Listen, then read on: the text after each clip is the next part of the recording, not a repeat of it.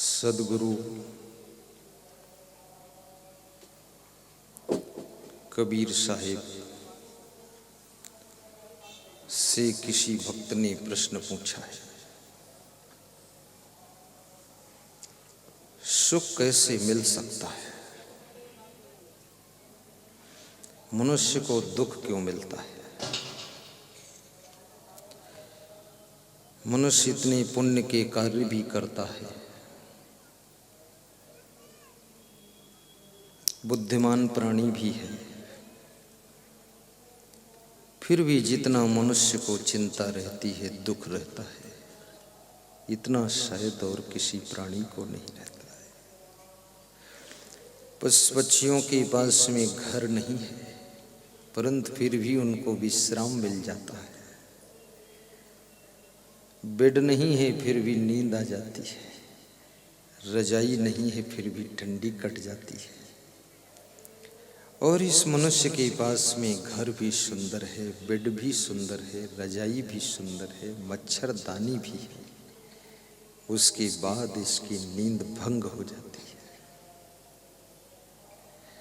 रात भर कभी कभी सोचता रहता है, आंखें बंद करके सोचता रहता है, आंखें खोल कर भी सोचता है, दिन भर सोचता है। बाथरूम में स्नान करते करते भी सोचता है, रास्ता चलते चलते सोचता है। सोचते सोचते सिर दर्द होने लग जाता है, ब्रेन की नस फट जाती है, फिर भी इसका कोई पार नहीं पड़ता है। क्या हो गया है इस मनुष्य को? भगवान श्री कृष्ण ने एक बहुत अच्छी बात कही है। उन्होंने कहा है कि तुम कुछ लेकर यहाँ आए नहीं हो। क्या लेकर आए और क्या लेकर जाओ? व्यर्थ चिंता क्यों करते हो? मृत्युलोक में जन्म हुआ है, एक दिन मृत्यु तो होनी ही है। ये परिवार का वियोग भी होना है। जब तक जीवन है, कर्तव्य का पालन कीजिए। जहां तक संभाल सको संभाल लीजिए। जब तुम्हारे शक्ति से बाहर हो जाए तो जो हो रहा है उसको स्वीकार कीजिए।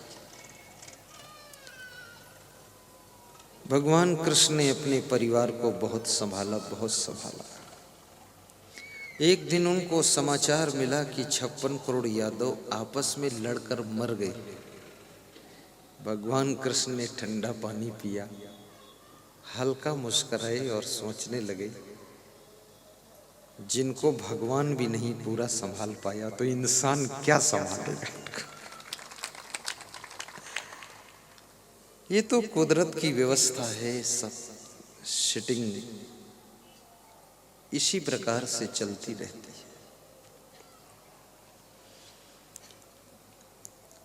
टेंशन मुक्त प्रबंधन करना सीखो। बड़ी बड़ी फैक्ट्रियां चलाओ, बड़ी बड़ी फैमिलियों को संचालित करो, बड़े बड़े आश्रमों का नेतृत्व करो, लेकिन अपने आप को समझा लो कि ये सब खेल, आंख खुली है तब तक है, आंख बंद हो जाएगी मेरे लिए खेल खत्म हो जाएगा।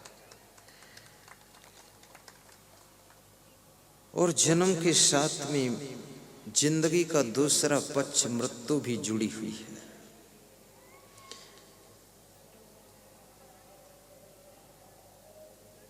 कब कहां जीवन की शाम हो जाए किसी को पता नहीं।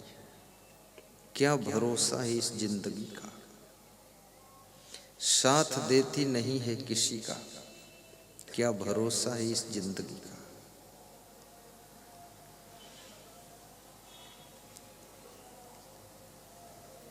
सदगुरु मिले बहुत सुख लहिए, सदगुरु शब्द सुधारे। कहें कबीर ते सदा सुखी है, जे यह पद ही विचारे। तुलसीदास ने भी एक बहुत अच्छी बात कहा है कि मानुष तन सदगुरु मिलब, मोक्षम इच्छा होए। दुर्लभ तीनों परम है, पाए सुयोग न खोए। मनुष्य का शरीर मिलना ये भी दुर्लभ है, पुनर्वित्तम पुनर्मित्रम पुनर्भार्या पुनर्मही एतत् सर्वम पुनर्लभ्यम न शरीरम पुनः पुनः। धन खो जाए तो फिर मिल जाएगा, मित्र रूठ जाए तो फिर खुश हो जाएंगे, मिल जाएंगे, पत्नी नाराज हो जाए तो फिर राजी हो जाएगी, एक पत्नी मर जाए तो दूसरी भी मिल जाएगी, जमीन कोई बेईमानी कर ले तो और खरीद लोगे और मिल जाएगी, लेकिन मनुष्य शरीर बारंबार नहीं मिलता है। ऐसा नीतिकार कहता है कि मनुष्य शरीर को कहीं तुम थोड़े से धन के लिए न खो देना, छोटे से परिवार के मोह में इसको न खो देना, और कहीं काम क्रोध लोभ मोह मनोविकारों के पीछे इस मनुष्य जीवन को गंवा न देना। इस जीवन के महत्व को समझो। आहार निद्रा भय मैथुनानि सामानि चैमानि नृणाम पशूनाम ज्ञानम नराणाम अधिको विशेषो ज्ञानेन हीना पशुभिः समाना। नीतिकार चाणक्य कहते हैं कि आहार लेना अर्थात भोजन करना, निद्रा लेना, भयभीत होना, बच्चों को जन्म देना, इतना काम पशु पक्षी भी करते हैं और मनुष्य भी करता है। हर मनुष्य भयभीत है, कहीं मेरा बच्चा न मर जाए, कहीं मेरी गाड़ी चोरी न हो जाए। हुआ कुछ नहीं, पर उसके अंदर संदेह है, हो भी सकता है, हो भी जाता है, बहुतों के साथ हुआ भी है। तुम्हारे साथ नहीं हुआ अच्छा है, पर पहले से डरे हुए हो कि कहीं ऐसा ना हो जाए, डर लगता है। तो नीतिकार कहता है ये डर भी स्वाभाविक है, पशुओं को भी डर है, पंछियों को भी डर है, और मनुष्यों को भी डर है, और सबसे बड़ा डर तो प्राणियों से ही है। मनुष्य को मनुष्य जितना डर दिखाता है, इतना कोई और डर नहीं दिखाता है। अभी मैं किसी गांव में था, शेमला गांव, डिस्ट्रिक्ट झालावाड़, राजस्थान। तो वहाँ एक सज्जन के यहाँ पधरौनी गया। तो पधरौनी से जब विदा हुआ तो उन्होंने कहा इस मेरे छोटे भाई को समझा दो आप। तो हमने कहा क्या है? बोले ये अपनी पत्नी को रोज डरवाता है कि ज्यादा कुछ कहोगी तो साधु बन जाऊंगा। तो उसकी पत्नी ने कहा इसको थोड़ा समझा दो मेरे पति को, 20 साल हो गए हमको धमकी देता है साधु बन जाऊंगा, और जब बोलता साधु बन जाऊंगा तो मैं डर जाती हूँ, मैं चुप हो जाती हूँ, ये गांजा पीता रहता है। और कुछ नहीं बोलती हूँ, गांजा पीता रहे तो कभी नहीं बोलता साधु बनूंगा। तो मैंने कहा ये धमकी देने वाले लोग साधु नहीं बन सकते। जो गांजा नहीं छोड़ सकते हैं वो इतना बड़ा मनोविकार विषयों का काम वासना को कैसे छोड़ सकते हैं? गांजा भांग अफीम चरस बीड़ी सिगरेट पीने वाले इन व्यसनों को जो ना छोड़ सके मन बस में करना क्या जाने, वो मन कैसे बस में करेंगे? छोटा सा गांजा नहीं छूट रहा है और धमकी देता है कि सब पत्नी परिवार छोड़ दूंगा। मैंने कहा इसकी झूठी धमकी है, इसको तुम डांट डपट के सुधारो सब लोग। तो मैंने उससे पूछा सच में साधु बनना चाहता? तो मैं आया हूँ, चल मेरे साथ। अरे बोले मैं तो जिंदगी में साधु नहीं बनूंगा। अब साधु क्या बनेगा? साधु बनना बहुत सुखद है, साधु में सुख है, और इसी सुख शांति के लिए मैं भी साधु बना हूँ। मैं 9th में पढ़ता था तभी सोचा था सुख कहाँ है, तो मुझे लगा साधु में सुख है, इसलिए मैं साधु बना था। लेकिन साधु में एक विशेष बात है, खाली कपड़ा पहन लेने से साधु नहीं बनता कोई, कि पगड़ी बांध लो और पहन लो और ऐसा सोच लो। और मेरे जैसे कपड़ा पहने कोई मिल जाए तो साधु मान भी मत लेना। कपड़ा बदलने से साधु नहीं होता है, नहीं होता। लफड़ा बदलने से साधु बनता है। और जिसके पास पहले से लफड़ा ही ना हो वो तो बहुत महान होता है। साधु का मतलब है कि संसार में किसी भी नशा व्यसन में भी आकर्षित ना हो, संसार में कोई उसका लोभ लालच ना हो, संसार में किसी का रूप सौंदर्य भी उसको आकर्षित करके फिसला ना सके, वो साधु है। ऐसा थोड़े अपना घर छोड़ दिया और फिर दूसरे दूसरे गांव में जाकर के गलतियां करते घूम रहे। ये कौन सधुआई मॉडल, किसकी मॉडल है? ये किस मॉडल की सधुआई है तुम्हारी? तुम रहने दो सधुआई करने को, पेंट पहन के घर में जाओ और वहां ढूंढ करके लाओ अनीता देवी को, उनके साथ रहो। यहाँ साधु वधु ऐसे खेल तमाशा नहीं है। साधु को मार्केट में भी फालतू घूमना नहीं चाहिए। साधु को टीवी में नाच डांस और फिल्म कभी देखना नहीं चाहिए। साधु को मोबाइल में भी कोई गलत गाना वाना सुनना नहीं चाहिए। साधु महात्मा को जिस तरफ कुसंगत ज़्यादा वहाँ जाना नहीं चाहिए। बहुत लोग हमको शादी में बुलाते हैं कि गुरुदेव शादी में जरूर आना, तो मैं हंसता हूँ और पूछता हूँ क्या ठीक रहेगा? तो वो भी हंसते क्योंकि शादी और साधु दोनों में विरोधाभास है, दोनों में सेटिंग ही नहीं बैठती। और शादी में साधु को मोबाइल से आशीर्वाद ले लेना चाहिए। आना चाहे तो भी कह दो 2-4 दिन बाद आना, निपट जाने दो हुड़दंग ये सब। वहाँ ढोल बज रही है, कोई डांस कर रहा है और सभी लड़कियां भी सज धज कर आई हैं। मैंने पूछा एक सज्जन से, एक लड़की की शादी है, बाकी ये सभी लड़कियां सज धज कर आई हैं और बहुत सारे लड़के भी सज धज कर आए, मतलब अर्थ क्या है? तो बोली ये सब उम्मीदवार हैं शादी की। बोली उम्मीदवार हैं, ये भी चुनाव लड़ेंगे, जीतेंगे, इसलिए अब वहां साधु बाबा त्याग वैराग्य वाला बैठा है, सेटिंग नहीं जमती है। तो मैं तो यही आज्ञा देता हूं मैं मेरे लिए कि मेरे को कभी शादी वादी में बुलाओ मत, बस ऐसे ठीक शादी हो जाए, पति पत्नी सेट हो जाए, फिर बुलाइए तो पति पत्नी को गृहस्थ धर्म की शिक्षा दूं कि सास के साथ कैसा व्यवहार करना, ससुर के साथ कैसा करना, पति पत्नी कैसे रहना, यही तो संत का धर्म, ज्ञान देना। 10 मिनट ज्ञान दे दूंगा बस, ठीक। अब वहाँ कोई ज्ञान सुनने वाला नहीं, शादी में फालतू साधु वहाँ घुसा पड़ा है और इतना बड़ा वहाँ हुड़दंग चल रहा है, ऐसे ऐसे डांस हो रहे हैं, नखरे हो रहे हैं, झुम झुमका गिरा ले टिमरनी की बाजार में, कौन ढूंढे रे। तो ये सब नाटक में साधु को उसके अंदर साधना में कमजोरी आती है, इसलिए ऐसे दृश्यों को भी साधु को देखना नहीं चाहिए। और साधु महात्मा को जिस घर में बहुत ज़्यादा लड़कियां हैं उस घर में सोना भी नहीं चाहिए। लड़कियां हैं, नौजवान बहुएं हैं, दूर रहो।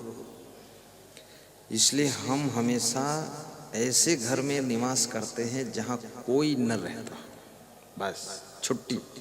जैन धर्मशाला में हूँ, कोई नहीं है, केवल हम लोग हैं।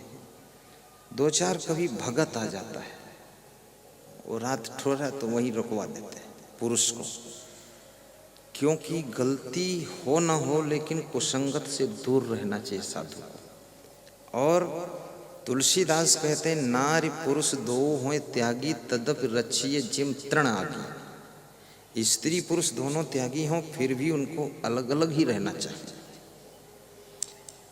क्योंकि घास, सूखी घास और अग्नि पास पास रख दोगे तो सुलग सुलग कर जल जाएगी। ऐसे ही इतना महान पुरुषों ने मना किया, समझाया। और हमारे धर्म में तो यहाँ तक समझाया गया कि नारी निरख न देखिए, आंख गड़ा करके, आंख लड़ा करके किसी स्त्री के मुखमंडल को देखना नहीं चाहिए। साधु नारी निरख न देखिए, निरख न कीजिए गौर, फिर गौर से मत देखो। और निरखत ही ते विष चढ़े मन आवे कुछ और, कितनी बड़ी बात बताती। अब साधु महात्मा को स्वयं ध्यान देना है और साधु महात्मा को नियम के अनुसार ही रखना चाहिए। इसलिए हमारे साथ कोई फोटो खींचना चाहते हैं, इच्छा हो जाती है लोगों की सेल्फी ले, क्या बोलते हैं सेल्फी, तो मैं कहता हूँ, समझा देता हूँ कि बेटी सेल्फी न लेना, क्योंकि तुम व्हाट्सएप पर अगर डाल दोगे, फेसबुक पर, तो दुनिया में करोड़ों लोग हमको देखेंगे तो हमारी बदनामी हो जाएगी। लोग कहेंगे अरे असंग साहब भी लड़कियों के साथ सेल्फी खिंचवाते, अरे ये भी भ्रष्ट है गिरना। तो तुम्हारे गुरु के ऊपर दाग लग जाएगा। इसलिए सेल्फी मत लो, अपने माता पिता के साथ बैठकर फोटो ले लो, लेकिन अकेले न लेना, क्योंकि संसार में नाम कमाना कठिन है और उससे कठिन है नाम को बचाना, और नाम को डुबाना तो बहुत आसान है। तुम्हारी 7 पीढ़ियों ने नाम कमाया है, लेकिन एक पीढ़ी में कोई कंडोर पैदा हो जाए, वो नाम डुबा देगा। लक्ष्मण कितने महान थे। जब भगवान श्री राम सीता के वियोग में विह्वल होने लगे, तो सुग्रीव ने कहा कि भगवान विह्वल मत हो, मुझे आकाश से गिरे हुए कुछ कुंडल मिले हैं, तो ये कुंडल देखो क्या सीता जी के हैं। तो राम ने कुंडल लिया तो राम पहचान नहीं पाए, दुखी ज्यादा थे सीता जी के वियोग में। तो लक्ष्मण को बुलाया, कहा लक्ष्मण तुम पहचानो इन कुंडलों को जरा, ये कुंडल क्या सीता जी के हैं। तो लक्ष्मण ने जवाब दिया तो भगवान राम का गला भर गया कि धन्य है लक्ष्मण। और सुग्रीव भी सोच में डूब गया कि लक्ष्मण कितना ऊंचाई पर बैठा है। लक्ष्मण ने क्या कहा राम से, मैंने तो चरण निहारे हैं, माता के देखे कान नहीं, माता के देखे कान नहीं, मैं तो चरणों का सेवक हूँ, मुझे कुंडल की पहचान नहीं, मैं तो चरणों का सेवक हूँ, मुझे कुंडल की पहचान नहीं। अब ये चौपाई लक्ष्मण की परिभाषा को इंगित कर रही कि लक्ष्मण क्या थे। ये लक्ष्मण की मूर्ति ऐसे ही थोड़े राम भगवान के साथ मंदिर में सब जगह लगी रहती है, ऐसे खामखा आदमी वहां नहीं बैठ सकता। भरत शत्रुघ्न को बहुत कम मंदिरों में स्थान मिलता है, लक्ष्मण को मिला। बहुत साधु जैसी वृत्ति थी, साधु लक्ष्मण। उन्होंने कहा मैंने तो केवल माता जी के चरण निहारे हैं, ये नहीं कहा चरण देखा हूं, चरणों का ठीक से दर्शन किया, चरणों का सेवक हूं। मैंने तो उनका मुखमंडल देखा ही नहीं, तो कुंडल की हमें पहचान ही नहीं है। हम कान वान उनके देखे नहीं, कान भी नहीं देखा, तो मुझे नहीं पता ही किसके कुंडल। तो राम ने कहा अब सीता जी की खोज हो गई, जब तू इतना महान है तो काम हो जाएगा, ठीक है। ये लक्ष्मण की महानता थी। इतनी पवित्रता गृहस्थ आश्रम में रहने वालों में त्रेता युग में होती थी। भगवान राम के छोटे भाई लक्ष्मण इतना निर्मल मन के थे, रिकॉर्ड तोड़ दिया। मैंने तो इस चौपाई को इसी साल पढ़ा राधे श्याम रामायण में, तो मैंने कहा हद हो गई। सीता जी लक्ष्मण की भाभी लगती थी, भाभी में वो माँ का रूप देखते थे, इतने महान थे लक्ष्मण। और लक्ष्मण बहुत कलाकार भी थे, बहुत गुणवान थे, परिश्रमी थे, हर कार्य करने की कला थी उनमें। नाव भी खेल लेते थे, झोपड़ी भी बनाना आता था, कुटिया बनाना आता था, लकड़ी काट लेते थे, पेड़ों पे चढ़ जाते थे, जंगल से सब लकड़ी ले आते थे, भोजन भी बना लेते थे। जिस आदमी में सभी कार्य करने के गुण होते हैं, वो उसके मन में जो लक्ष्य का उसने चुनाव किया है, वो लक्ष्य उसका बहुत जल्दी पूरा होता है। लक्ष्य मन का अर्थ यही है, तुम्हारे मन में जो लक्ष्य है उसको पूर्ण करने की शक्ति आपके समस्त गुणों के द्वारा ही पैदा होती है।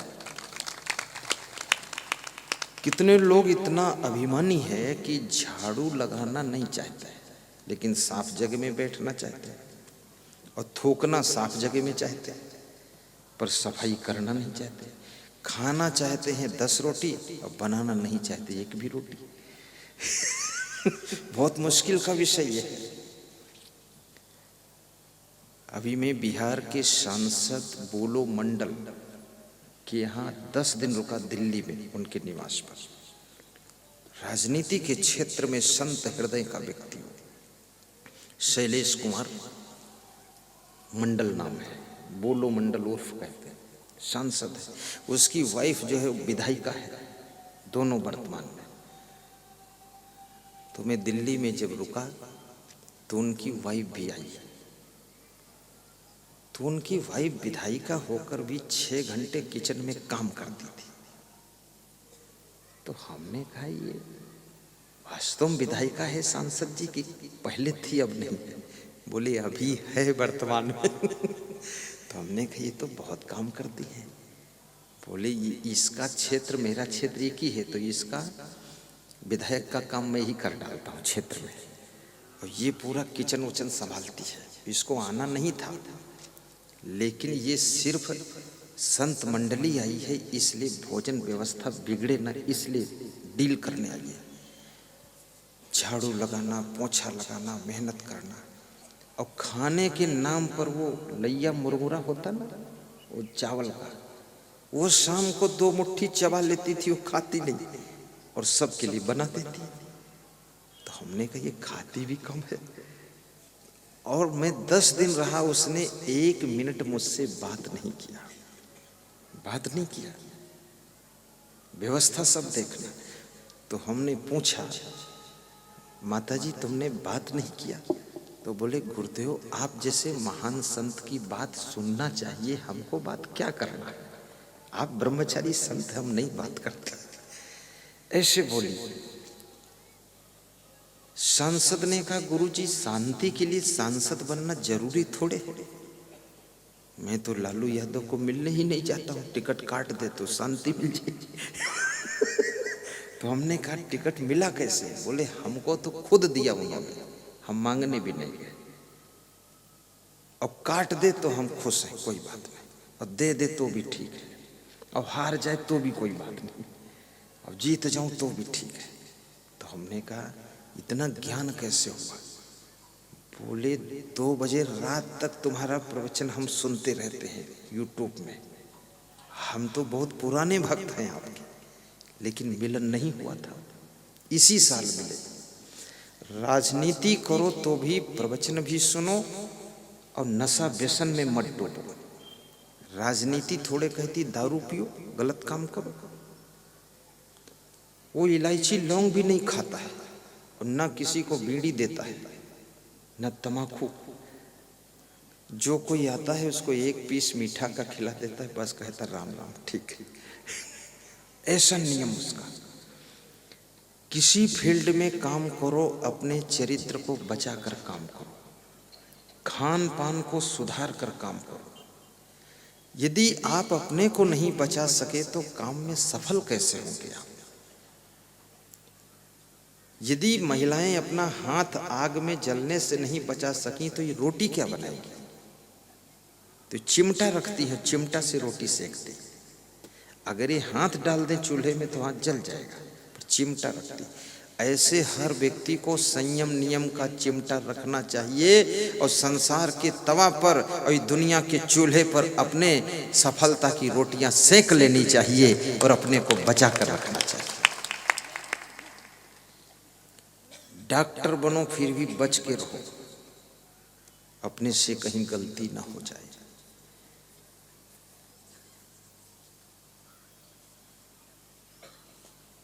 और गलतियों से जो अपने आप को बचा लेता है, वह व्यक्ति कम मेहनत से कम समय में अधिक सफल होता है। नाव में एक छेद काफी है नाव को डुबाने के लिए। 1000 फूल कम है गला को सजाने के लिए, एक छेद काफी है नाव को डुबाने के लिए। एक अवगुण काफी है जिंदगी भर रुलाने के लिए, 1000 फूल कम है गला को सजाने के लिए। आपकी जिंदगी में दुख आता है तो आप झांक कर देखिए, कोई न कोई अवगुण होगा इसलिए दुख आया है, अन्यथा दुख नहीं आ सकता है। जीवन में जितने दुख दिखते सब निज दोषों के कारण ही, पर जिसको इतना ज्ञान ना हो वो दोष मिटाना क्या जाने। ये पथिक जी एक संत हुए हैं, उन्होंने पंक्तियां लिखी हैं।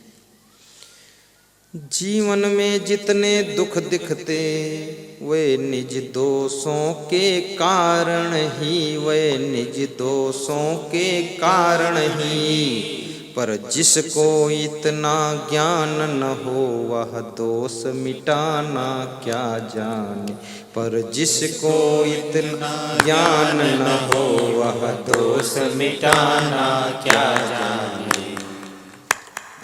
उन्नति का साधन सेवा है, जिससे ही आत्म शुद्धि होती, जिससे ही आत्म शुद्धि होती। पर लोभी मोही अभिमानी सेवक पद पाना क्या जाने। पर लोभी मोही अभिमानी सेवक पद पाना क्या जाने। गांजा भांग अफीम चरस बीड़ी सिगरेट पीने वाले, इन व्यसनों को जो ना छोड़ सके मन बस में करना क्या जाने। इन व्यसनों को जो ना छोड़ सके मन बस में करना क्या जाने। जीवन में जितने दुख दिखते सब निज दोषों के कारण है। कई को विधवा होना पड़ा तो क्यों? क्योंकि दूसरों के बहकावे में आने का उसके अंदर दोष था। ये भी बहुत बड़ा दोष है कि दूसरे के बहकावे में आ जाना, स्वयं विवेक न करना। और ना तो समाज में कई की कमी है, न मंथराओं की कमी है। स्त्रियों भी मंथराएं रहती हैं, पुरुषों में भी मंथरा रहते हैं। एक दूसरे को बहकाने में ही उनको आनंद आता है। तुम्हारा घर ठीक ठाक चल रहा है, तुम्हारी मौसी आएगी वो बहका देगी तो गड़बड़ शुरू हो जाएगी। तुम्हारी भांजी आएगी वो कुछ डिस्टर्ब कर देगी।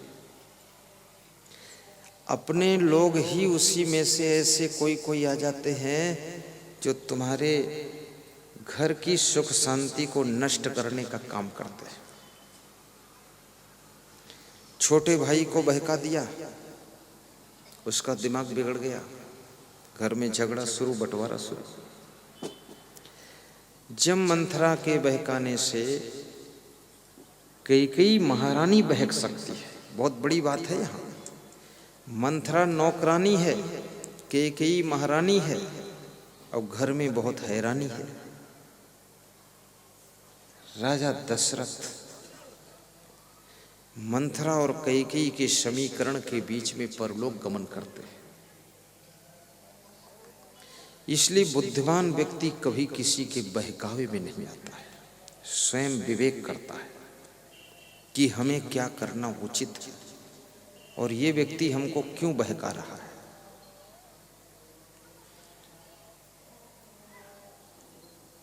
और मंथरा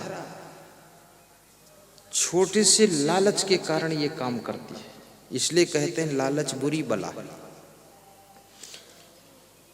कौशल्या की दासी इनाम लेकर जा रही थी, पुरस्कार लेकर।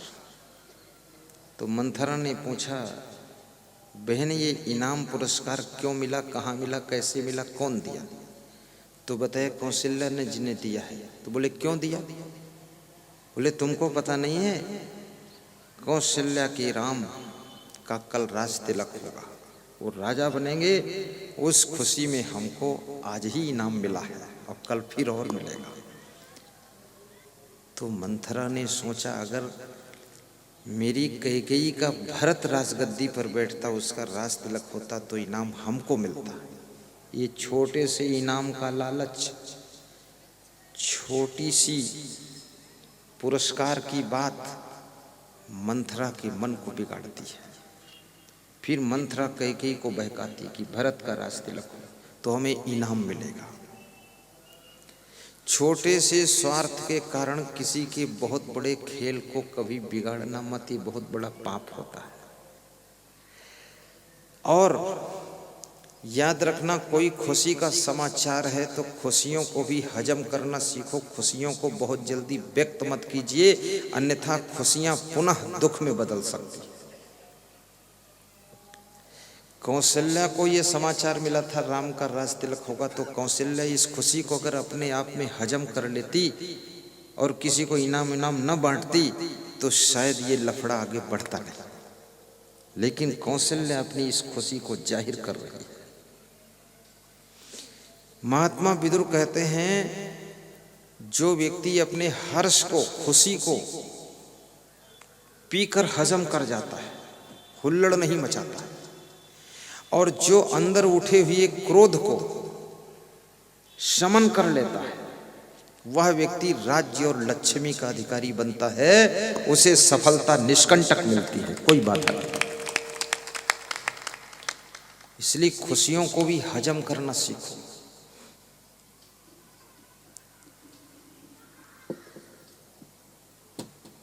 यो न सन्यच्छति बेगम क्रोधः उत्थितम हर्षयो सा श्रियो राजनम भाजन यश्च आपत्सु न मुह्यति। आपके अंदर क्रोध भी आ जाए तो भी उसको दूसरों को पता न चलने दीजिए, अंदर अंदर शमन कर लीजिए। अगर किसी को पता चल गया कि ये नाराज हो गए हैं तो याद रखना, उससे तुम्हारा ग्राफ गिरता है। लोग तुमको हल्का समझेंगे, लोग समझेंगे बहुत छिछला आदमी है, इसके अंदर जरा भी सहन शक्ति नहीं है, छोटी छोटी बात में तुनक जाता है, इस आदमी को कहाँ तक हम संभालेंगे। अरे भैया, इससे दूर रहो तभी ठीक है। ये नाराज किसी से अगर हैं आप तो 24 घंटे में उस नाराजी को खत्म कर लीजिए और उस नाराजी को दूसरों को एहसास मत होने दीजिए, अंदर अंदर उसको शमन कर दीजिए। श्री कृष्ण भगवान ने भी ये बात कही है, शक्नोति है यह सोढ़ुम प्राक शरीर विमोक्षणा काम क्रोधोद्भवम बेगम सह युक्ता स सुखी नरा। कृष्ण कहते हैं, मनुष्य के अंदर जो क्रोध उठता है, क्रोध, ये क्रोध साधारण चीज नहीं है। आप अपने घर में देख लो, परिवार में देख लो, समाज में देख लो, राजनीति में देख लो, जहां देखो वहां ये क्रोध बहुत खतरनाक काम कर रहा है। क्रोध में एक नेता पार्टी छोड़कर दूसरी पार्टी में जाता है, इस पार्टी से भी उसकी क्रेडिट खराब हो गई, और जिस दूसरी पार्टी में गया तो वो भी समझ गए जिस पार्टी में 20 साल रहा था उसको तो लात मार कर आ गया, यहाँ निंदा कर रहा उसकी।